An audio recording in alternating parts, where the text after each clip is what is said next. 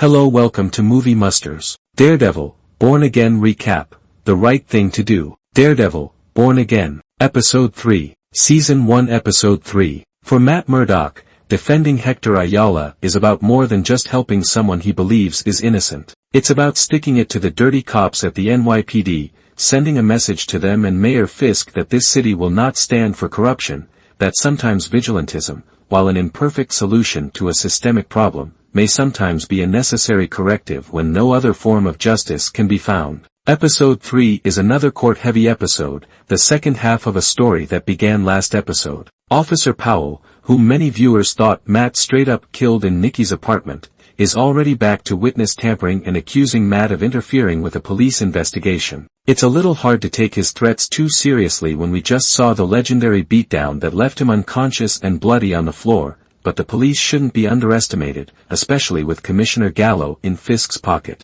During Powell's testimony, he and District Attorney Hochberg paint the late Officer Shanahan as a great, upstanding man who just wanted to make the city a safer place to live. Instrumental to Hector's defense is key witness Nikki, whom Cherry has secured at a safe house with enough drugs to keep him calm for his big moment. On the stand, Powell denies knowledge of any confidential informant, and some overheard murmurs from the cops on the benches confirm to Matt that they will not allow Nikki to take the stand easily. It takes some crafty maneuvering for Cherry to get Nikki to the courthouse in one piece, driving a decoy to throw Powell and the others off the scent. But after making it there just in the nick of time, no pun intended, Nikki ultimately caves to the pressure of the admittedly scary NYPD. He admits to becoming a CI after an arrest for dealing drugs, sure, but he denies leaving home on the night of the subway attack. It's easy to understand Matt's anger and frustration in this moment. With no paper trail, where can the defense even go from here? The only option, really, is to put Hector on the stand. Camar de los Reyes did a great job introducing this character in Optics,